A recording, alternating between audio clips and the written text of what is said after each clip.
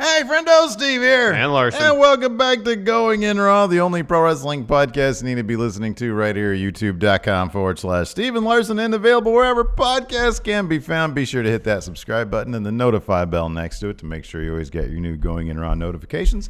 We're also available on the Patreon at patreon.com/Steven Larson. We have a variety of reward tiers over there, so be sure to check them out, man. Yesterday we did the impossible, Larson. We put a firm, solid definition on the pro wrestling term buried. So now we can look at any number of criteria and see if that fits. You can check that out on our bonus episode from yesterday. Today, I don't know, maybe I'll do a spoiler-free review of The Mandalorian. Just like this morning that just came out. Not everybody's got a chance. Like, I didn't get a chance to see it. So I just said it's a spoiler-free review. Well, still. There's no spoilers in it. I'll just give you my thoughts. I don't want to sit here and What is that? You're not going to watch it. It's going to be ages before you watch it. No, I'm going to watch it this weekend, the latest. This weekend? Yeah. Well, it's going to be too late by then. No, I'm talking about The Mandalorian. Today's bonus episode. I'll still eat lunch or something. You can take care of it yourself. What's that? So I'll go outside and eat lunch on the stairwell. In the stairwell? Yeah, I'll sit in the really? stairwell and eat my weird mishmash. Can you watch it today? There's no wrestling here. You could watch it today. Well, I got to watch Power today. Well, that's only an hour. And then I got Mandalorian's only like 40 minutes. Oh, okay. Well, I can try to watch it today. It's really short. Anyway, you know what you should do? We should watch it right after we do the show, and then you can join me in the review for bonus episode. We'll think about that. I feel like we got a lot we could get through today. We got a bunch of overruns to do this afternoon. Should probably shoot something else. Should probably shoot something else too. Yeah, there's a lot to do. All right, but listen, man. Bonus episodes available through the Patreon, also through YouTube channel members. Y'all probably noticed that we didn't have an intro today. That's because the live stream botched on us. Oh, my goodness gracious. Yeah. I literally checked it right before. I was like, okay, make sure it works. It works. If you hadn't checked it, it probably would have worked fine. And then it didn't work. We got a new patron, Domaniac John Ingalls. Thank you so much for your support. Really appreciate it. Anyways. Anywho. Demario Davis here in chat says, wait, Larson watches Power? Yeah, we started reviewing those 2 weeks ago. Yeah, last 2 weeks I watched on Power. our Wednesday show. I think this week we're going to make it a separate little video. We'll talk about that. Okay. We might not be able to this week. Oh, wow. Okay. Interesting. Anyways, so let's hop right into this. What happens when you have a Raw that has probably the worst segment of the year, but the rest of the episode is actually okay? It's actually a pretty decent episode otherwise. Like, does the worst segment of the year drown out the rest of the episode? Does it soil the rest of it? What do you think? No, I don't think it does. It just highlights how bad that one, or it heightens how bad that one particular segment was. Yeah, because the rest of the episode is actually pretty decent. I have a take on this. It might be a hot take, cold take. I don't know. Still felt a bit house showish, but go ahead. It did, but that's the nature of the United Kingdom Raw and SmackDown. Yeah. Like, as written, I don't know if this segment was necessarily any worse than any of the other segments they've done thus far. The issue is the performances were not good. Oh, no, this is far and away worse. Because it was at least with the other ones, there was like interaction, like King was interviewing Rusev, and then I mean, it's a bad idea to have Lana carry 7 minutes of dialogue. I understand that. Yeah, that's if the bad idea. The point is, if she wasn't stumbling over her words, tripping over her own motivations from sentence to sentence, it still wouldn't have been great, but it could have been maybe a bit more passable. This was bad, period. But like the one thing we've been saying for weeks that's kind of buoyed up this program, even as lousy as what it is that performances have been pretty good. People have been into it. They've understood their motivations. They understood their through lines and whatnot. Once Lana makes 15 different justifications for cheating on her husband, and none of them like connect on an emotional level with her performance, it doesn't ring true, and it's bad. The entertainment value has come from two things up to this point, if you've been entertained at all by it. And I have. I've been open and totally honest about that. When Lashley was in their bedroom, I thought that was, number one, that was a cleverly written way of doing it, with Lashley in the bedroom saying, oh, I must be in your house. I must be in your bedroom. I must be. It was kind of rhythmic. It was very clever the way they did that for what it was. It's been two things. It's been, number one, the skits to this point have been so over the top ridiculous. They've been cartoonish that you can't help but at least chuckle a little bit. And coupled with what you said, the performance, absolutely. But then they tried last night or Friday to bring it to some semblance of like realism where somebody just goes out and they talk for 7 minutes and it's just 7 minutes of rambling. And there was nothing cartoonish about it. There was nothing entertaining about it. It was simply Lana stumbling her way through 7 minutes of really bad dialogue. And I could be wrong, but I think they might have even muted just how bad the boos were. It's entirely possible. Because anecdotally, and on top of that, like there's been some fan videos out there of the fans just going even further than what we saw last night with the boos. Yeah. That was insultingly bad. Nobody should have had to have expected that to pay their ticket. They come to the UK, what, once a year, twice a year, something like that? And then they get that. That was absolutely atrocious. I was trying to think of other segments on par with that from this year. Lashley Sisters was May of last year. Oh, it was. I looked that one I felt like up. that was worse than this. Oh, that was definitely. That was 2018 was a banner year for bad promos. Bailey, This Is Your Life was worse. Which wasn't this year also. No, I know. Yeah. I'm just thinking of other really bad segments. Like all the ones that I could think of that are bad, memorably bad, were worse than this one. I agree 100%. At least this one didn't really overstay its welcome to the degree those other ones did. It was like 20 minutes long. This was like 7-8 minutes. This segment from beginning to end was less than 10 minutes. I think it was like 8.5 or so. Maybe that's why it didn't irritate me that much. Right. It didn't. She was out there, and right when it started to get to the point of, wow, this is like horrendous, like Rusev comes out, and the crowd is into Rusev, so that kind of saves it a little bit. But even Rusev, this was the first time I felt like in one of these segments. Let me go back a little bit. First time one of these kind of extended in-ring talkie segments, not the stuff they've done in like pre-produced, in a hotel room or something. These in-ring segments where everybody involved realized what they were doing was absolute trash. Like in the past, I feel like they can at least say, okay, well, there's some humor in this. Yeah, this bit's kind of funny. But walking into the building that day, they got their scripts or whatever, and they're like, I don't know how we're going to do this. Yeah. And that showed out there. Yeah. So, like, I mean, especially Lana, like putting the ball in her hands for 7 minutes. That's a bad idea. A lot of the stuff she said this week, she more or less said the week prior, but it wasn't just on her to carry the whole segment. Yeah. And even the last week, like her performance was like, well, you're coming up with these different justifications, but I don't feel like there's any subtext to it. It just feels like she's it's like verbal diarrhea. There's nothing to it. That's what it was. As opposed to a purpose behind it. Yeah. There's no purpose behind anything she's saying. There has to be a setup, and that's what I mean from a follow-through. performance standpoint. Like if Meryl Streep was out there, or Jennifer Lawrence is out there, I'm not saying the segment would have been good, but they would have instilled the basic necessities of storytelling into this thing. It's been pretty shocking, to be honest. They brought in some A-level Oscar-winning actresses. So it wouldn't have been good, to be Lana. But it would have made sense. That's the problem. It doesn't make sense. Yeah. Like none of this made sense. Nothing about it. Look, nothing about this is compelling or must watch beyond the I'm not going to say abstract, but beyond the over the top cartoony nature of it's madcap. It's madcap humor, and madcap humor by definition is not somebody coming out and talking for 7 minutes. That's just not what it is. And so I don't know. Did you see this? Somebody on either, I think on our Twitter, had mentioned that according to Cage Side Seats, this is the kind of thing that Vince, apparently, according to Cage Side Seats, I have not sourced, I have no idea beyond what one person said on Twitter. According to them, Cage Side Seats says Vince is aware the fans hate this, but he thinks it's funny.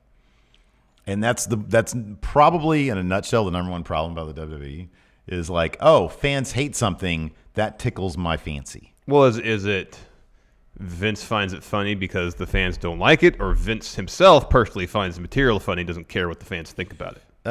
I don't know. One is worse than the other. One is like him thinking that the fan. Well, actually, they're both kind of bad. They're both bad, but him doing it just to spite his fan base that's is the worst. That's the worst. That's the worst. Him doing it specifically because it makes people upset. That's the worst. That's the worst. Because you're potentially driving away because fans. That's not even you're like invested in the material like in the other example. Yeah. Pontus Olsen here said it has 1.2 million YouTube views, and that's why they're going to keep doing it. I know. Yeah. Yep. That's exactly why they're going to keep on doing it. That's exactly why they keep doing it. They don't care about fan response or actually and stuff. Because, like, I'm sure in a macro sense they care about ratings, but what something does really well on social, You probably think, well, that makes up for it, kind of. People are interested in it because they want to watch it, regardless if they're curious yet because of the salacious nature of it. You can carry that out like to its logical conclusion is you're back to the worst of the Attitude Era. Yeah. It's like, if you have somebody go out there and like a woman go out there and take off her top and she has like, painted Handprints, hands. on her boobs. That's probably going to do a lot of YouTube views, and that's, if you're chasing that's the natural conclusion. That's where you're at again, So I don't know. I go back to, we're almost at the year mark till we get to the McMahon shakeup, and the core of the McMahon shakeup is why are you insulting our intelligence? That was the core of the McMahon shakeup. Why are you insulting our intelligence with this crap? And that's where we are again. Is why are you insulting our intelligence with this crap? This is terrible. We never really left that. Like, I know. Nothing's changed. Nothing really changed. Nothing really changed. I mean, a little bit less Corbin, but then Friday, look what happened. It's right back. It was a matter of, a month or so. There's a little bit less Corbin. Then he was the first to challenge Seth, and they disappeared for another 3 weeks, and then he won King of the Ring. Yeah. So everything they said they were going to do, they kind of did for like 2 or 3 weeks, and then back to the old habits. Yeah. Even with Heyman in charge of Raw. Hey, he gets none of the benefit of the doubt at this point from me. No. None. Because this is crap. Yeah, it's like crap. pure crap. Anyways. Crap. Beyond crap. that, like Raw, I had some other issues with Raw in terms of, like, you bring out Imperium, they should get a win, right? Yeah. I mean, I know you got an all-star cast for their opponents, but, you got Imperium out there. I do feel like the invasion stuff kind of, I mean, you got Imperium, but are they going to be any part of Survivor Series? You got Andrews and Flash Morgan Webster out there, who I really like, and they eat. I mean, they had some. They got their licks in. They got their offense. Yeah, in. that one I minded less than the Imperium thing. Like Seth, I don't know. Walter is at his best when he's booked like a monster. Yeah, and Seth should have been like that. Like especially when Walter chopped him. Mm-hmm. That should have been the moment where Seth's like, I've never dealt with anything like this before. Yeah, I never got that sense because that's like more than anything the one criticism I have of Seth's work is that he never really feels like he has to fight from behind. Yeah. Ever, even against Brock. Yeah, he never really felt like he was the underdog in that match, and that's just the way that his offense is tailored these days. His stuff with Brock always felt like he was more of an underdog from a backstage point of view. I know. Like, are they going to actually put the title on him? I know, not like in any sort of storytelling sense. As opposed to in the ring. Yeah, no, I feel you on that one. Yeah, Seth basically never feels like an underdog these days. I did like the Randy Orton stuff. I like that a lot. I like how the main event played out. Yeah, me too. That was really fun. And then we got some info also on how Survivor Series is shaking up. Last night, if I'm not mistaken, was the first time we actually received confirmation that there's going to be a mid-card triple threat. Correct. So that's rad. Yeah. Roderick Strong, AJ Styles, and Shinsuke Nakamura. That's going to be top-notch, man. Holy crap. And that could be killer. And we confirmation there'll be men's and women's traditional Survivor Series matches, but 3 teams, 5 on 5 on 5. Mm-hmm. Yeah. Those are going to take forever. A lot of people. Elimination. That's 14 eliminations. How cool would it be if Triple H made himself a member of Team NXT and we got a literal replay of a cool. couple of years ago? I like that. That thing would be pretty fun. That would be awesome. If Triple H, Shawn Michaels, right, and the rest of the Adam Cole, Matt Riddle, Keith Lee. Yeah, that'd be good. So that's that kind fun. of defeats the whole purpose of doing this. So the whole purpose of this totally is to showcase the talent it'd be of NXT. hilarious. It'd be pretty funny. It'd be hilarious. He just laughs at everybody. Laughs his way Seth through Rollins. it. Yeah. Oh man. So let me take a look here. And then we got they actually just told us straight up who the Team Raw is. Mm-hmm. That's a killer team right there, man. Kevin Owens got a huge pop. Yeah, man. Boy, people love him. Kevin Owens. People do love Kevin Owens. I wonder why they don't actually have him on TV more often. I'm telling you, it's because they want something major for him. They want something big for him. They just don't know what it is. The thing is, it's right there in front of him. Okay, let me ask you something. It's Brock Lesnar. Let me ask you something. I agree 100%, 1,000%. Who would you rather be? Drew McIntyre or Kevin Owens? Kevin Owens, because last week he was home walking his dogs. It's a pretty sweet life right there. Mm-hmm.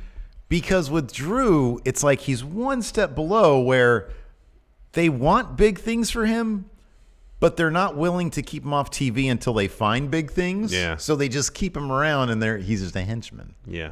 With Kevin Owens, they just keep him off, and they're like, oh, we got something big for you, which is what we want for you. We'll let you know. Because I think Vince really likes Kevin Owens. Yeah. I mean, he let Kevin Owens headbutt him and made him bleed. Before we continue, though, real quick, over at friendomarket.com. Yeah. We've got a sale going all the way to Friday. It's from the Full Gear pay-per-view thing, so we use the promo code GEAR. Yeah, even though GEAR. that pay-per-view is done with 20% off. This is the first time we've had a promo code. But its legacy lingers on. For the 5th anniversary shirt sticker pack. So you can get 20% off that if you had been on the fence about buying it. Now it's 20% off. And if you order it during the show, during our live show right here, I have my notifications open. So I will get, this is just a text or message from Jeff. That's Big Jeff. That he did not order a shirt.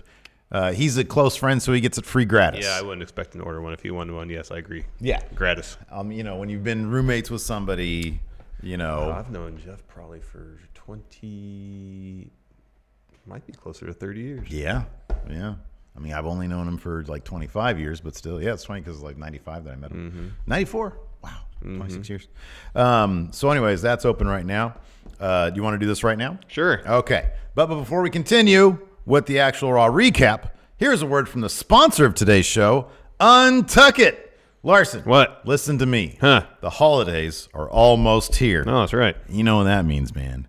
Gifts. Oh, yeah. And what better gift to give to the dudes in your life, like me, than a stylish shirt that fits just right. Did you just ask me to buy you a shirt? I did. Do you have a problem with that? Guess not. Anyways, unlike most brands, Untuck It shirts are actually designed to wear untucked, how I prefer to wear my button-up shirts. So they always fall at just the right length, no matter the size. That's right. Untuck It shirts come in over 50 different fit combinations, so their shirts look great on tall, short, slim, athletic, and hoss-size guys. I got myself an Untuck It shirt, and the fit is perfect. Listen.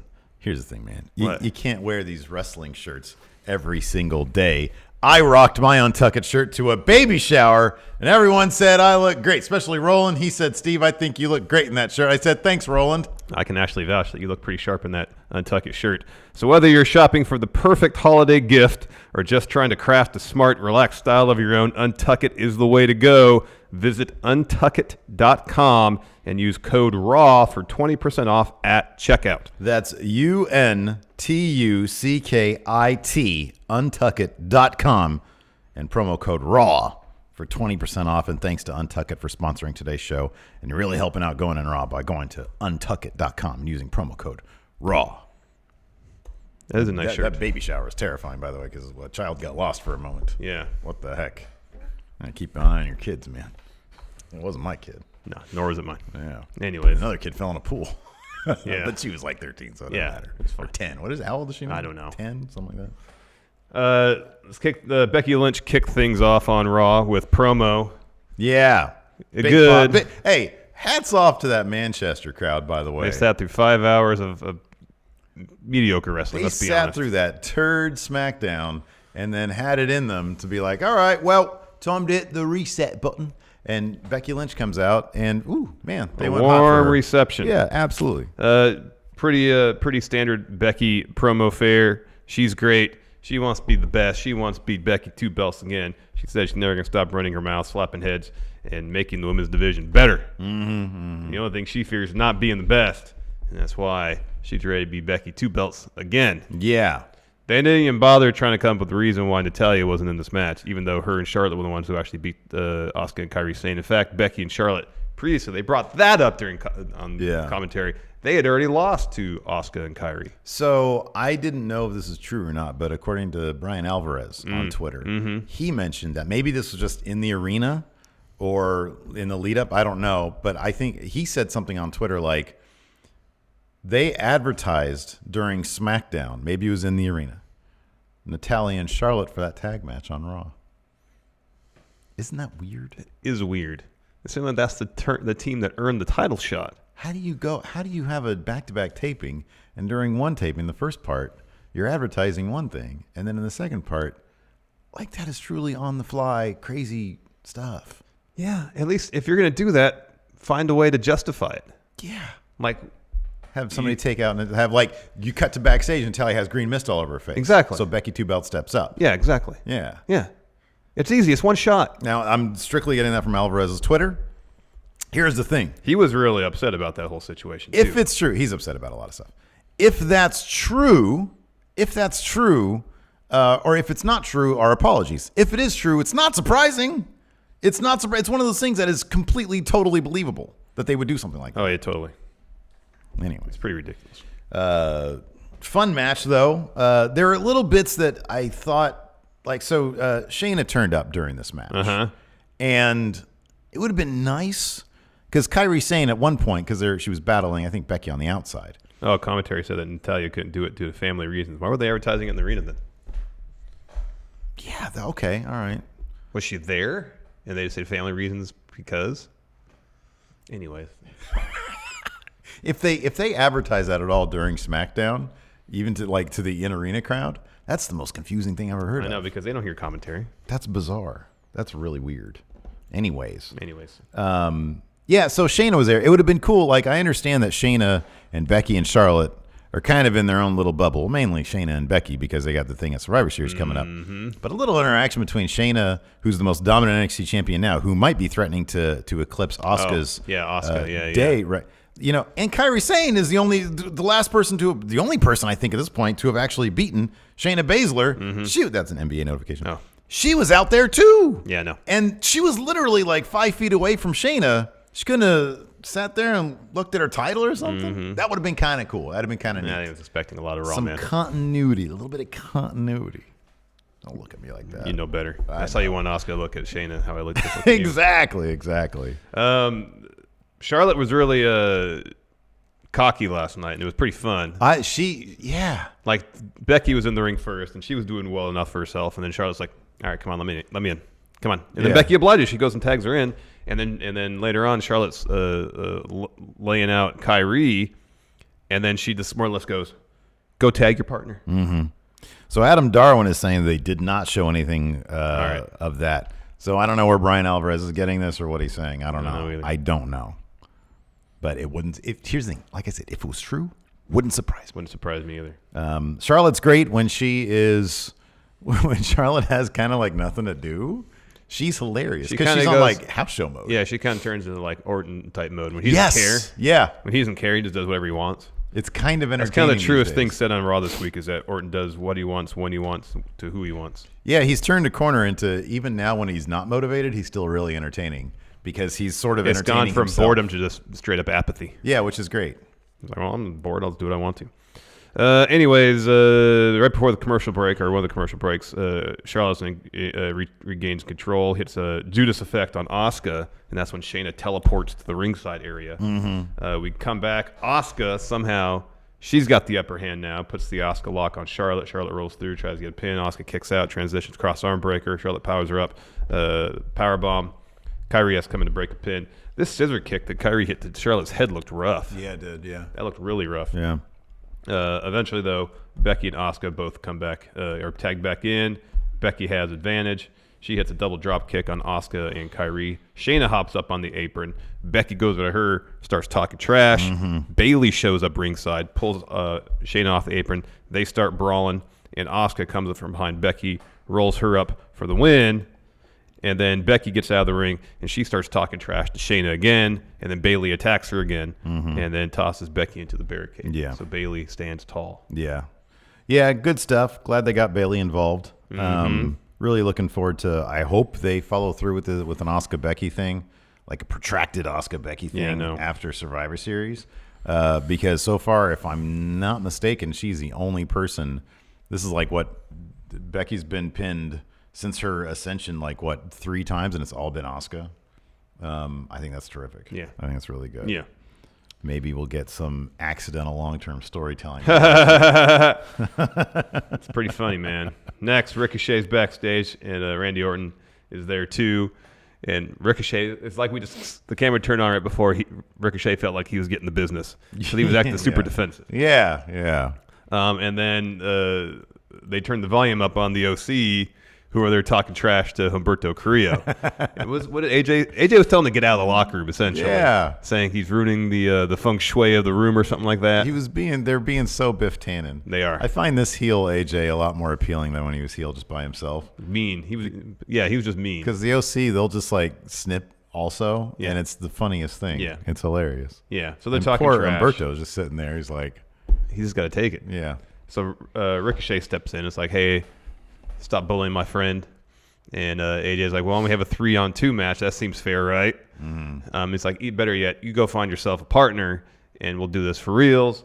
Orton steps in. It's like, okay. And so she says, all right, I'll be the partner. Yeah. And Ricochet's like, Yeah. Humberto, I don't think he really cares either way. He's got no stake in this. He's like, soy nuevo. I'm new here. Yeah. So yeah. whatever happens, Yes. I guess. Yes. He's like, this is cool. Randy Orton's here. Yeah. Yeah, I really like this segment. I thought that, number one, Randy Orton, it's so funny. Like, Randy Orton, like, in sort of historically, he's not like a big man, right?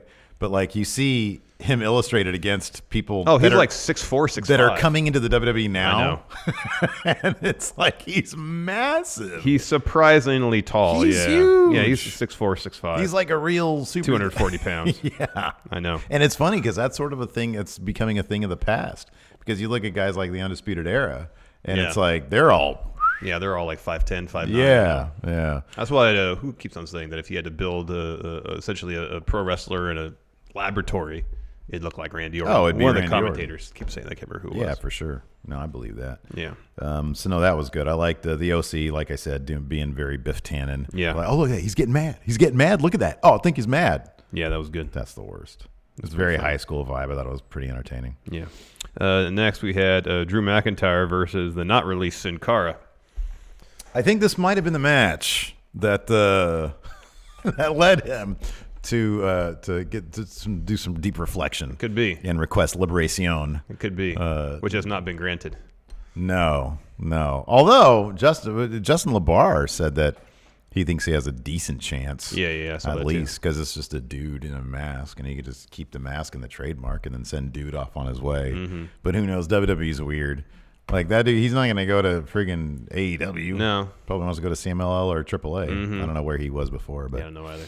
Yeah. Anyways, Drew has control early, and then Sin Cara hits the suicide dive, top rope moonsault, tosses Drew back in the ring. Drew kicks out before one. Mm-hmm. Sin Cara jumps, I think, off the ropes.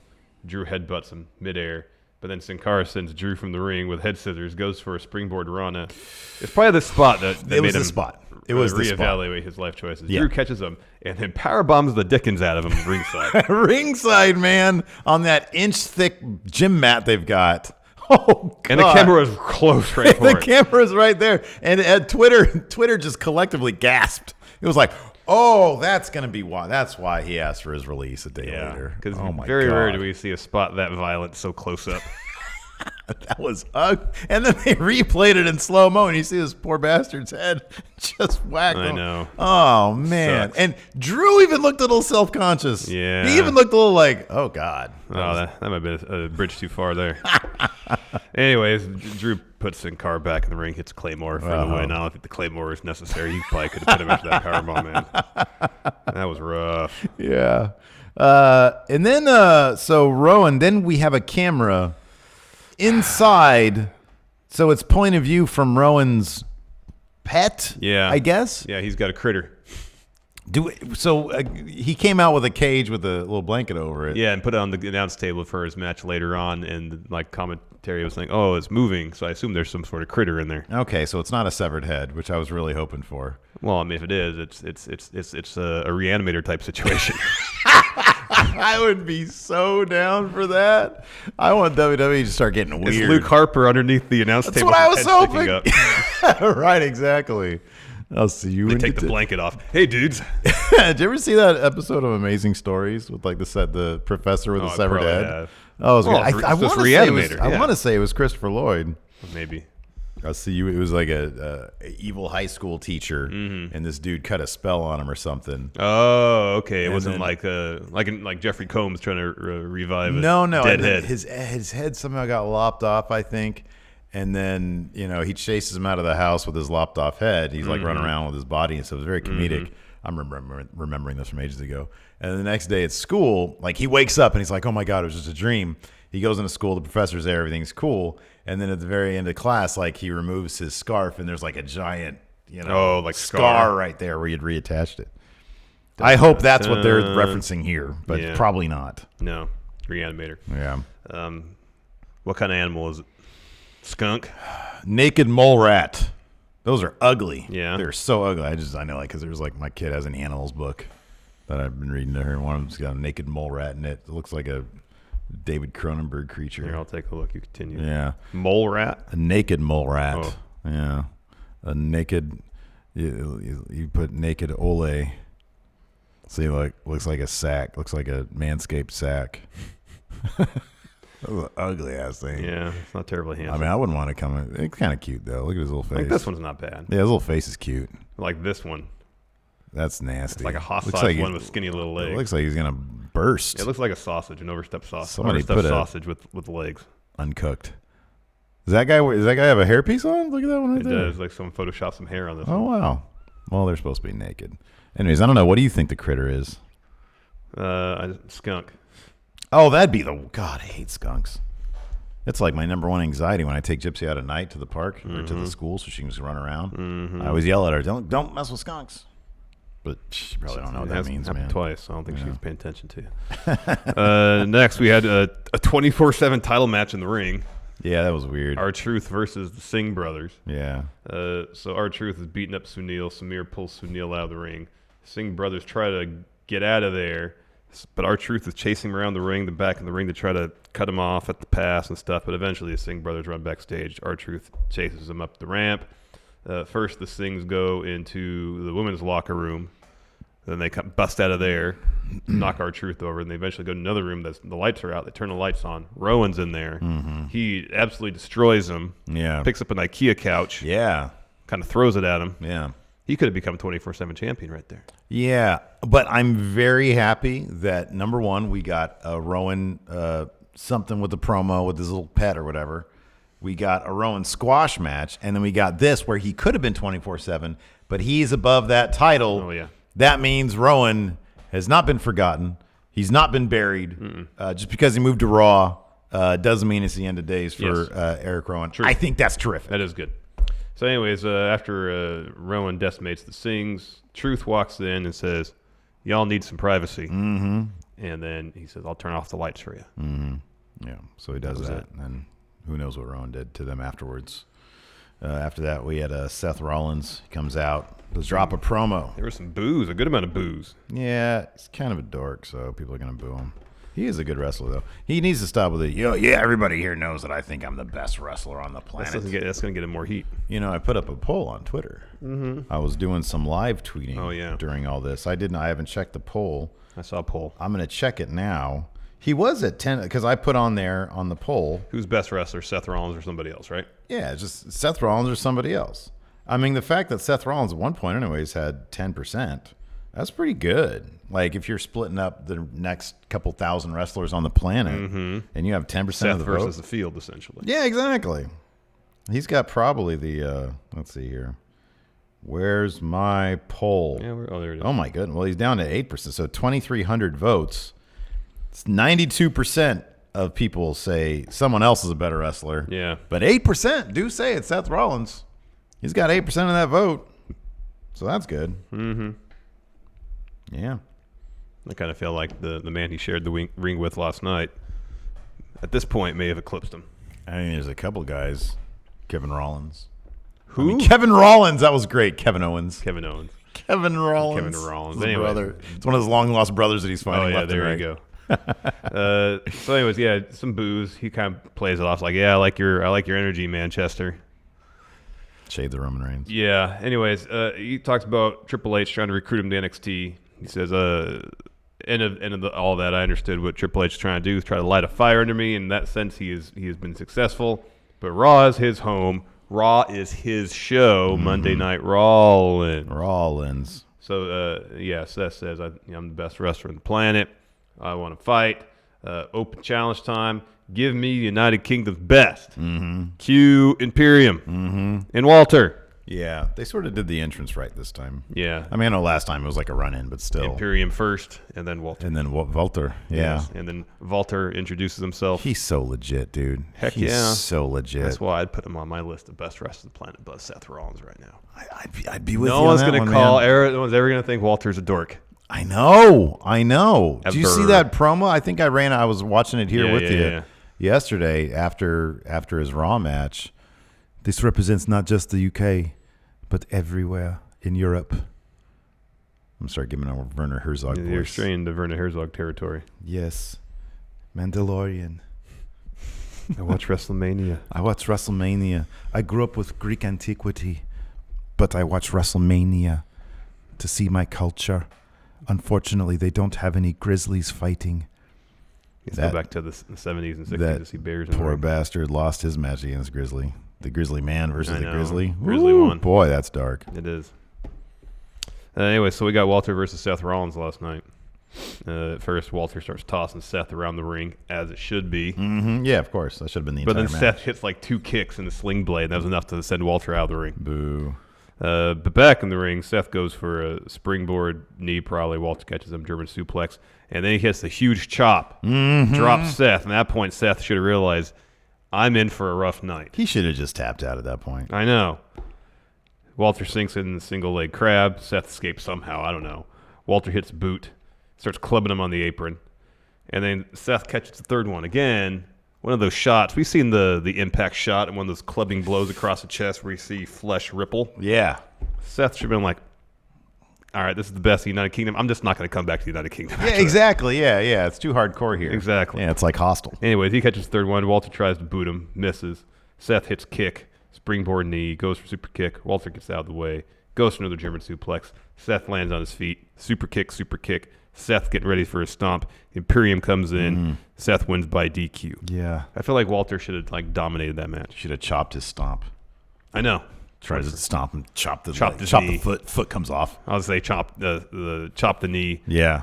Like knee comes off. Leg snaps like a twig. Anyways, Imperium's in the ring. They start beating up Seth.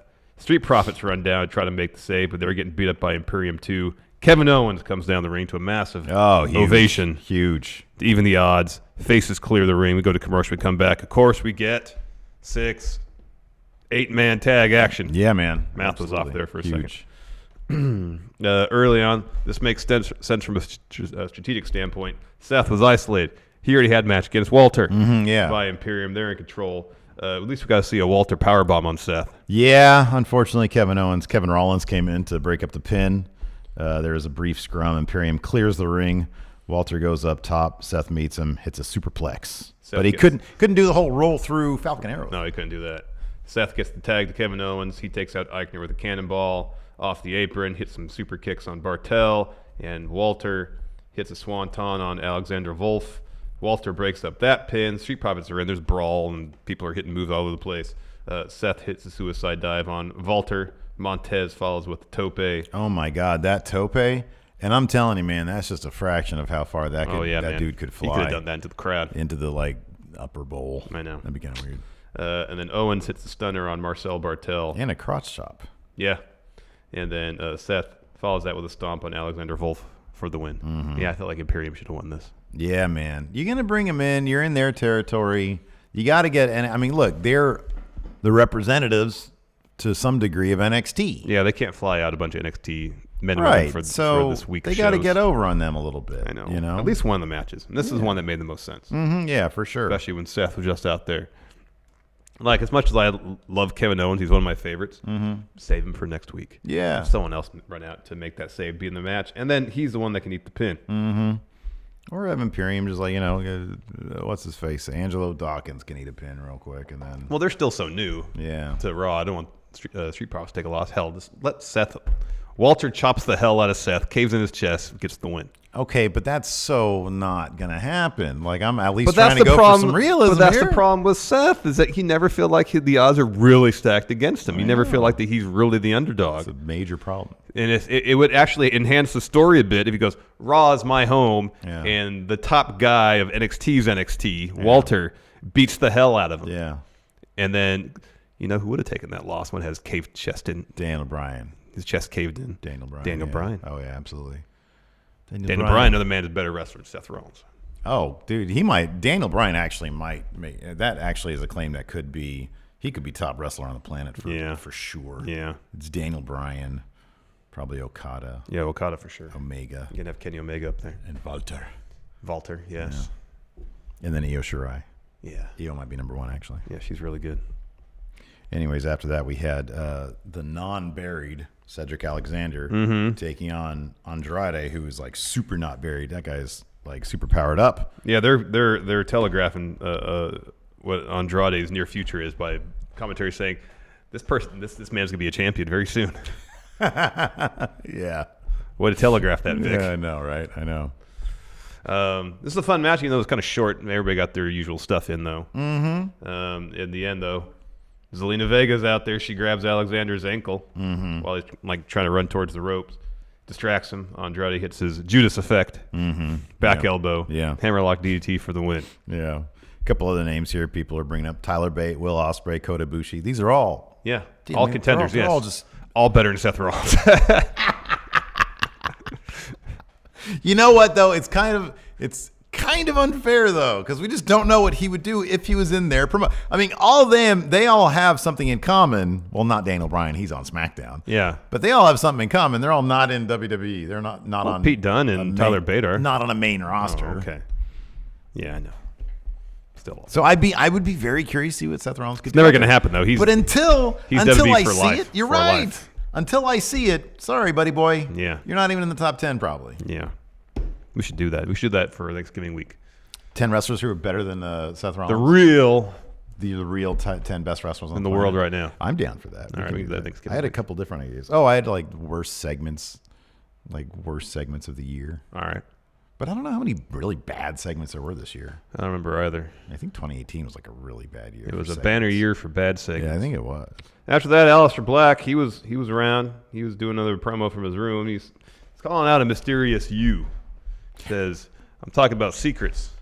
Secrets. And he says, Aleister, he says, I know what you've done and who you are, and tells us who you are and why you're here. And tells this mysterious you to come to his door and pick a fight with him. If Aleister knows what he is, go step up to this individual and you pick a fight with him. You go to him. Why is he so passive? I don't know, man. He should be out there walking backstage, black mass, black mass. Yeah. If he wants to fight, go out there and fight. Yeah. Like, what's the psychology behind him sitting in a room waiting for someone to come and pick a fight with him?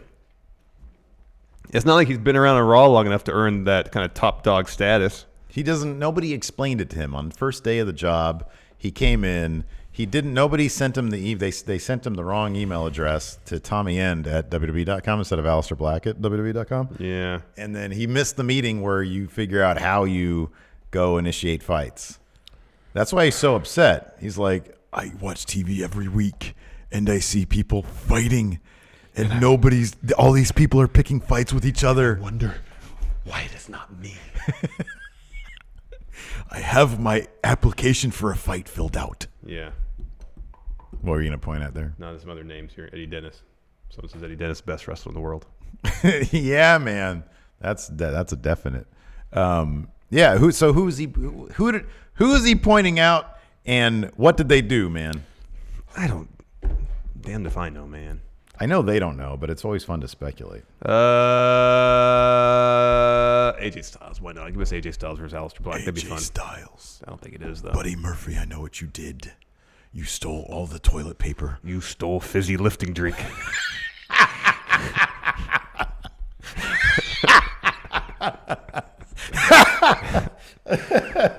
Oh, that was a good one. You stole. Yeah, he has kind of a Willy Wonka vibe to him. Kind of does, yeah.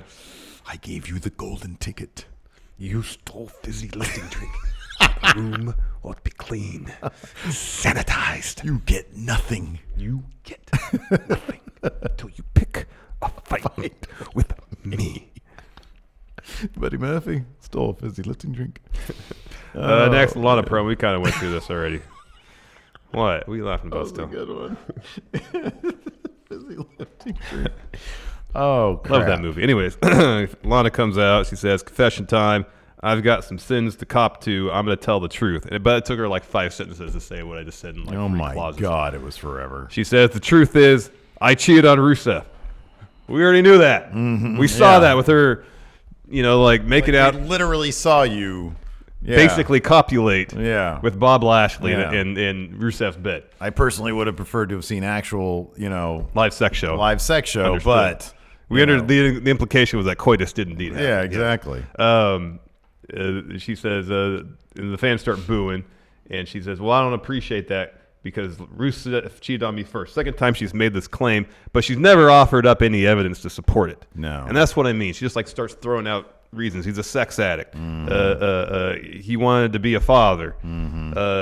He cheated on her first. Well, which one is it? None of them are sticking because none of them seem valid. No, they don't. She says 7 weeks ago, her and Bob Lashley fornicated for the first time, and she says it was their sex anniversary. Yeah, and she says she remembers it because it was beautiful. It was a beautiful moment. And then she talks about getting knocked over by Lashley after Ricochet ran into Lashley and how embarrassing it was. She went to the doctor. The doctor says, you're fine. You're a perfectly healthy woman who also happens to be 9 weeks pregnant. And she says, Rusev put a little Machka brat inside of me. Yeah. And then she used a weird phrase. She was like, I know you guys here in Manchester don't know your math. No offense taken. And I'm like, that you didn't use that term That's right. not. It was no offense. You know, like she's I mean no offense. I mean no offense. Yeah. But you don't know math. No offense, but you don't know math. But she said no offense taken. Yeah, there's a couple times where she's used the like, wrong word. Maybe she's kayfabing the whole Russian to English thing. Oh, maybe. She's Still got learning the English. accent down, but it's the phrases. Colloquialisms. Yes, that's what it is. And then she's going on. It's like, I knew something was different because look at me. My stomach's getting bigger. My boobs are getting bigger. Yeah. Anyways, Rusev comes to the ring. Crowd starts chanting Daddy's home. Then they start bickering in the most awkward way possible, just yelling at each other. So for people who were there, did they actually start chanting shut the F up? Because that would be hilarious. Boy, that'd rattle anybody. Yeah. I think somebody mentioned that here in chat. Wow. Then eventually Lana just starts slapping Rusev. He just kind of stands there and takes it. Oh, Rusev is like, wait, you're pregnant? I'm a sex addict. I'm also cheated on you. Well, which one is it? And she's like, what, you think I'm lying? And he's like, I'm not calling you a liar, but you're manipulating the situation. And Lana's like, oh, I'm a manipulator now. Yeah. And it's this really bad dialogue. Not performed well either. No, she was obviously rattled by potentially people's telling her to shut the F up. Yeah. Anyways, Lashley comes down the ring. So Lana at this point has stopped slapping Rusev and jumped on his back. Lashley attacks and drops Rusev with a flatliner and then like a choke slam, spine buster type deal. And then Lana and Lashley go up to the ramp. The camera audio, she didn't have a mic, so us at home probably heard this, but the crowd probably didn't. Lana says, oh, he actually believed I was pregnant. She's not pregnant anyways. Yeah. Lame-o. Yeah, pretty lame. Really lame. Like she didn't, like the in-arena crowd Didn't wouldn't hear have been that. able to hear that. I know. Yeah. Like you don't get that punctuation. Right. Like really what should happen is they should have beat the heck out of Rusev and she says, grabs the "I'm mic. lying." Oh, by the way, Yeah. I'm not really pregnant. I mean, it's not great, but at least. I mean, maybe the idea was Rusev, there would have been some sort of silver lining where, oh, I get to have a kid because he's a good guy. He's supposed to like that. I mean, that's the idea. I mean, I think that was the idea of the segment. Right, is yeah. Lana comes out, I'm pregnant. Well, Rusev's going to come out in this bittersweet situation for him because if I have to deal with custody issues with you now. well, they also, you know, But I got a kid. if you know, like storyline, he wanted to be a father. That happened, but at the same time, he lost his wife in the process. Yeah. So it's a bittersweet thing, but still, you know, he probably maybe he wants to be a dad and he's really excited about it, and so there's that level of excitement. But we never there's never that solid punctuation at the end of the segment. The whole thing was a trap. Right. Yeah. Yeah. It was another reason why it sucked. Yeah. It was just bad. structured poorly, bad. written poorly, performed poorly. The best part is when the crowd was chanting "Daddy's home." Or Shut the F up. shut the F up. Anyways, we go to the ramp, and then Lana and Lashley up there making out. That was Again. good. Yeah, that's good stuff, though. So after that, we have Rowan wandering around backstage with potentially a naked mole rat or a reanimated Luke Harper head. I don't know which one. Yeah. In an old cage. After that, we Skunk. had a skunk. We have Rowan's squash match versus Sonner Durson. Sonner. Whatever. Sonner Durson. Jobber McJobs. Anyways, he got dropped with an iron claw within like 45 seconds match over. Yeah. Good for Rowan. And then Rowan's over there talking to commentary. I think tell him not to touch his animal. Skunk. You might get skunked. Yeah, you might get skunked if you, Like, keep that away from me. rattle the skunk too much. Yeah. I saw one video somewhere on the internet of some kid trying to take like a some sort of cup off a skunk's head because it was stuck, and there was all sorts of traffic around. Wow, what a terrible idea. Didn't get skunked. Helped the little guy out, and then he ran off, and he was fine. It's one appreciative skunk then. Yeah, totally. Skunks don't like to. From what I read or I saw on the internet, skunks don't like. Well, my understanding is they have to like do a handstand to squirt you. Yeah, I didn't know that part. That's interesting. Or they really have to shoot because their glands are like by their butthole. Yeah, right. Yeah. So I mean, if on normal circumstances they try to squirt you, they're just gonna like squirt your feet or the ground. Yeah. So they really got to elevate that butt. Yeah. But apparently they don't. They only do that if they have to. Well, I'd imagine if like my dog had one in her mouth. That's a situation. That made it easy for the skunk. You've just given me no choice here. But I would imagine, for a skunk, there's a problem in two sense. Doing this is probably difficult for a skunk to do. Not easy, yeah. And also it opens you up for attack. Sure, yeah. So that's probably absolutely the last resort. Mm-hmm. Yeah. Anyways, after that we had the South Wales subculture. You got Is it that right. The name of their thing? Okay, cool. I really like them. I like them so much. I remember their name. Versus the War Raiders or War Machine, whatever they're called now. Viking Raiders now. Viking guys. This was a fun match. Didn't last very long, though. No, it did not. I mean, they got in a couple of cool topes and a couple of cool suicide dives. But in the end, the War... Hey, give it up for the Viking Raiders, man. They didn't have to... They didn't fight their own squash guys this time. They fought... I mean, Andrews and Webster got about 75% of their offense in the first 2 minutes of the match. Yeah, they started hot. And then once Ray Rowe kicked out that Webster swanton, he starts destroying them both basically single-handedly, and then Hansen's in suicide dive, and then at the end, Andrews tries to make a comeback with like a forearm or something, and he just eats the Viking experience for the win. It always cracks me up when I see Andrews and Flash Morgan Webster do stereo, either topes or suicide dives, because Mark Andrews is like one of the most graceful people on the planet, and then Flash is like the opposite of that. He's literally throwing his body at you. Yeah, and it's like it's like. just awesome juxtaposition of because I really like them both. I think that they're it's both a stylistic thing. Yeah, it is, and you get to see them both at the same time. It's cool. Yeah, every time Flash does a high flying top rope type thing, he just feels like, all right, I'm just going to literally toss my body in your direction and see what happens. Yeah, every time he does something like that, it's like he's literally, well, this could be the last time I do this. Exactly. Might as well make it count. And I really like that. I'm in a situation where I have no other option. Right. Therefore, I'm going to fling my body in your general direction. Next, Orton's backstage. Ricochet's there, too. He says to Randy, do you think I'm stupid? I know what you want to do.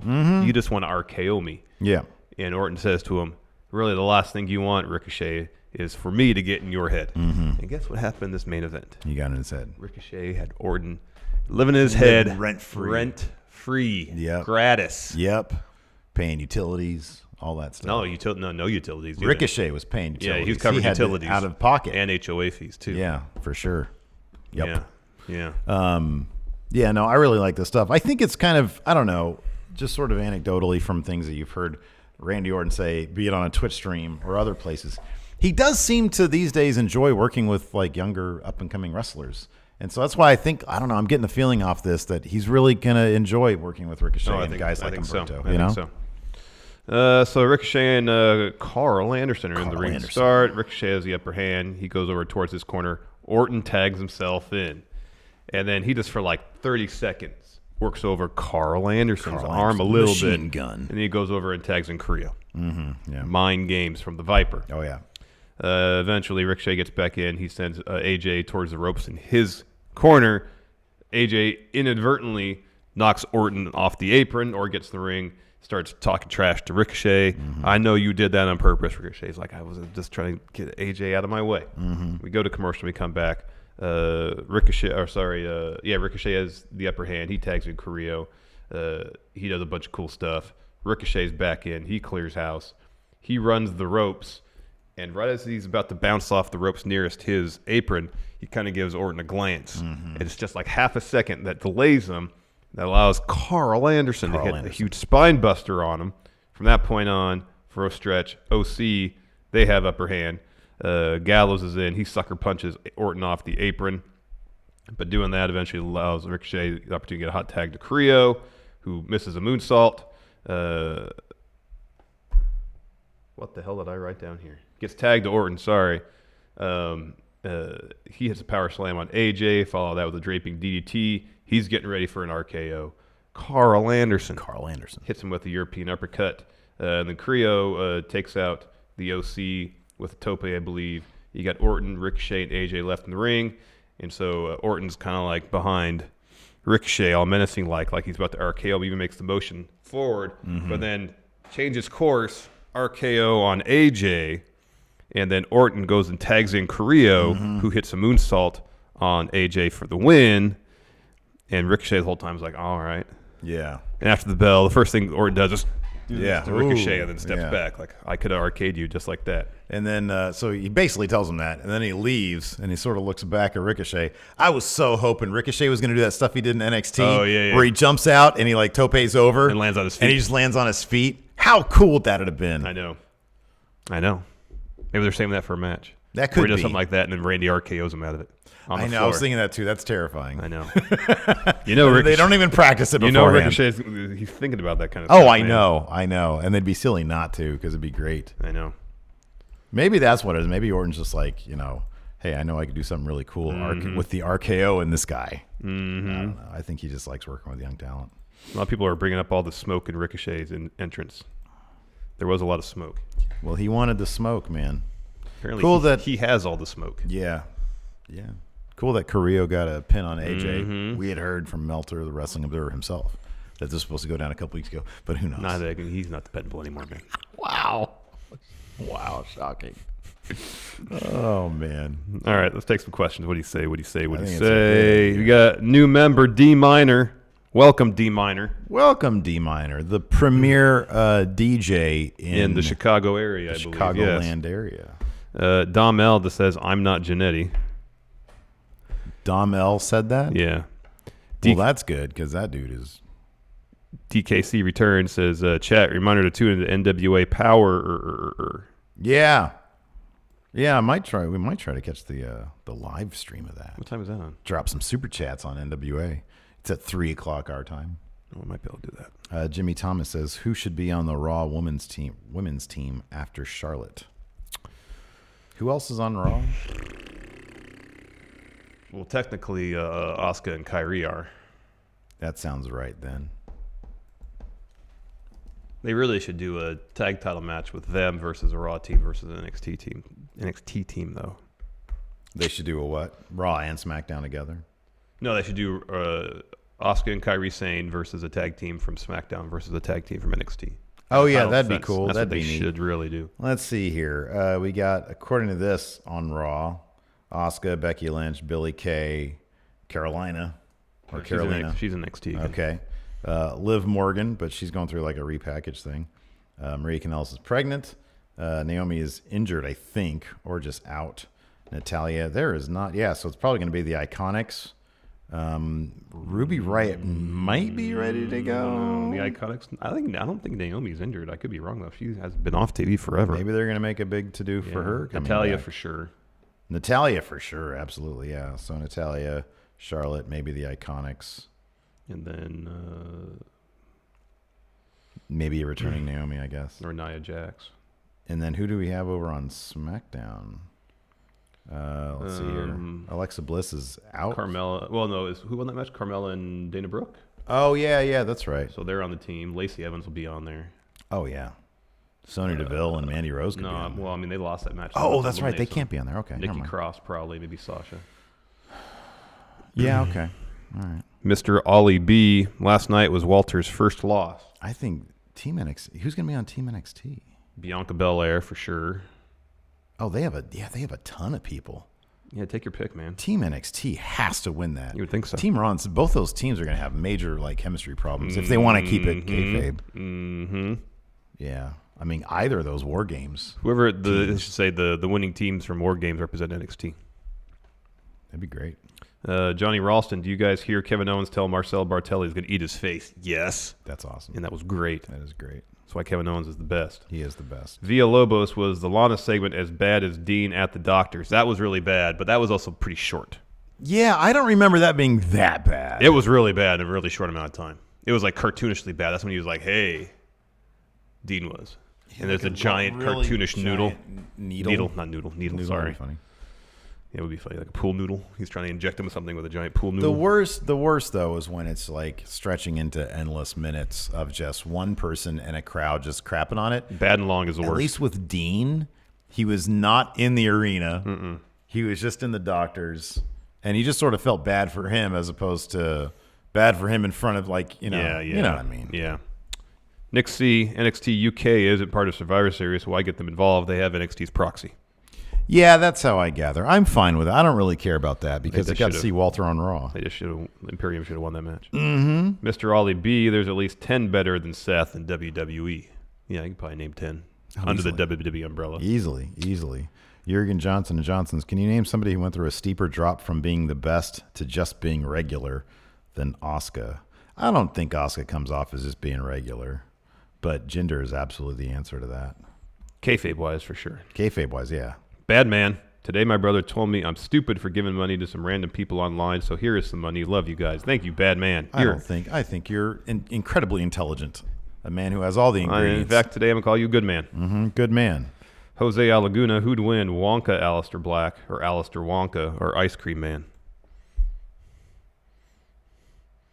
Ali Wonka. Well, we've seen what Ice Cream Man can do. Yes, we have not seen. And it's very impressive. We've not seen what Ali Wonka could do. No, he just sits there and talks. So I think Ice Cream Man wins. Ice Cream Man wins. Poke, Alistair Wonka gives Cesaro a 3-course meal candy and turns him into a beach ball. That'd be funny.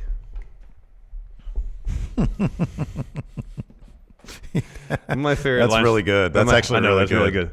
I love that line of that movie. You're turning violet, Violet. God, movie's so good. It's so good.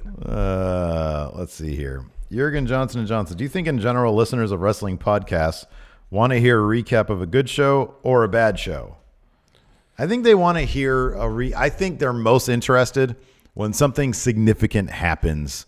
Anecdotally speaking, whenever something really cool happens, our numbers go up. Like when NXT invaded SmackDown, that episode did gangbusters. They want to know about when cool stuff happens. Mm-hmm. When train wrecks happen, maybe. I mean, the episode where Lana and Lashley were in the bedroom together, I think by virtue of the thumbnail alone, did really well. I'm not sure about the watch time, but I don't know. I think they just want to hear when something interesting happens, be it really good, really bad. If it's just a middling, like nothing really happens episode, that's not a good sell. No, people don't care. And I don't know how that's when people check out. Like last week's episode, SmackDown recap, didn't do well at all. I don't think it did well at all because nothing happened.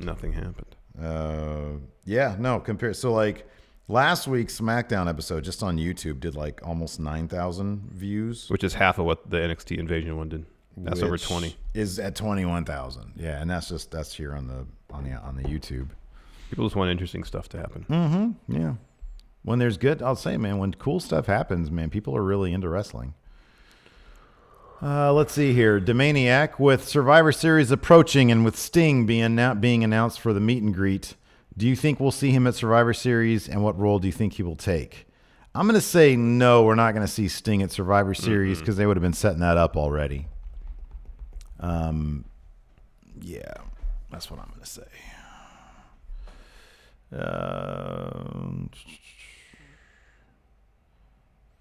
Ollie B. So Cornette explained on the top at the top of the hour for every show, Vince likes to have a big, impactful star on to make sure you don't turn away, which you can see if you watch the show.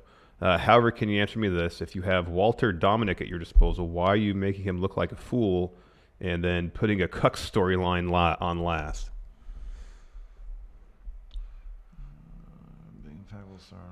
I know traditionally they want to kick off or have the transition from first to second to third hour feature something impactful because that's when people might be more likely to tune in after watching something else. Yeah. I understand that.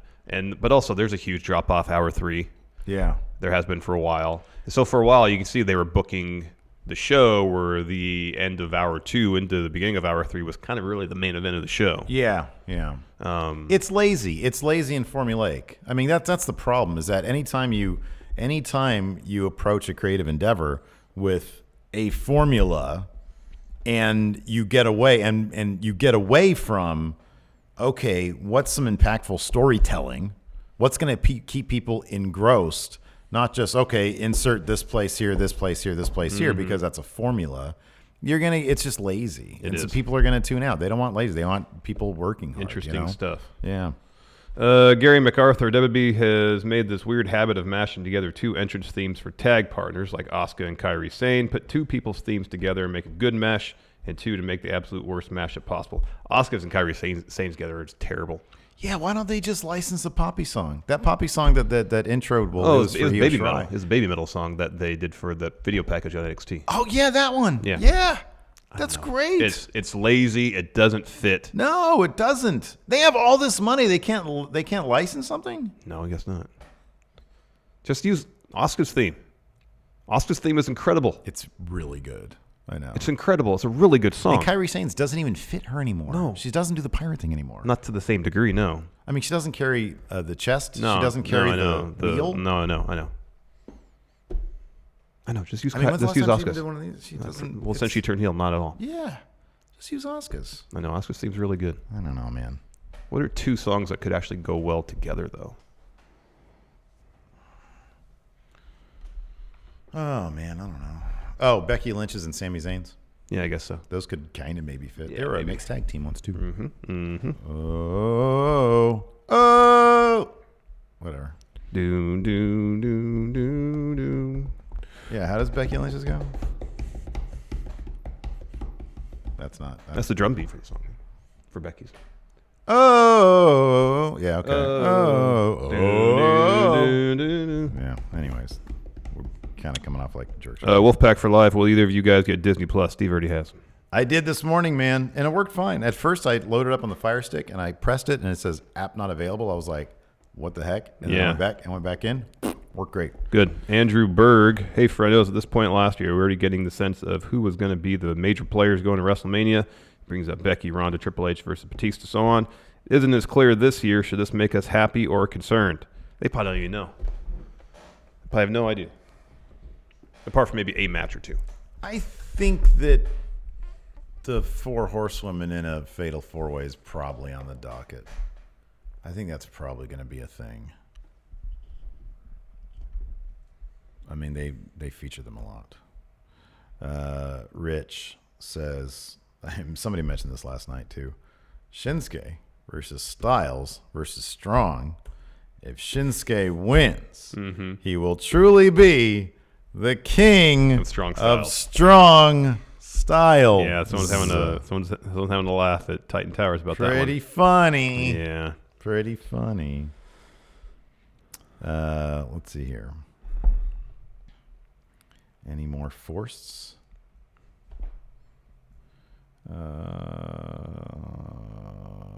Alex M. Martinez. I always like this when people think that wrestlers have this kind of power. He says, I have a feeling that Rusev is only going along with the storyline with the hopes that it leads to a bigger program. Probably not going to happen, but if that's the case, what could be next for Rusev after the storyline wraps up? Rusev is going along with the storyline because he gets paid to do it. Paid a lot of money. Yeah. And that's the lone reason. Yeah. However, what could be next for Rusev after this storyline?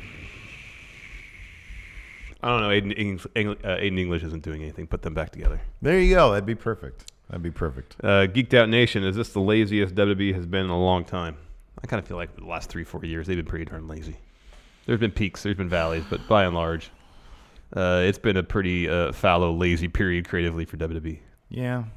That's how it is. That's why Wednesdays are my jam, man. Mm-hmm. Wednesdays are great. NXT, Triple H. Man, you could tell Triple H works hard. You see all those pictures of him sitting there at the Gorilla talking to Shawn Michaels. They're not talking about old times being on the road. They're talking about how to craft compelling stories. They're talking about how to make their product better. Exactly. That's what they're doing, man. Mm-hmm. They're in the throes of creative euphoria. Yeah. And Vince McMahon is sitting there looking at the stock price all day. The scene of Hugh Jackman in the fountain.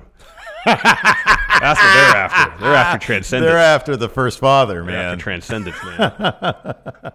They're not looking to fatten up their bank account. They're looking for meaning, truth. Yeah, exactly. Truth. Ways to transcend this to this. Yeah, man. Exactly. Absolutely. That's a great way to end. Anyways, we're gonna show up in a little bit with a bonus episode. Sure.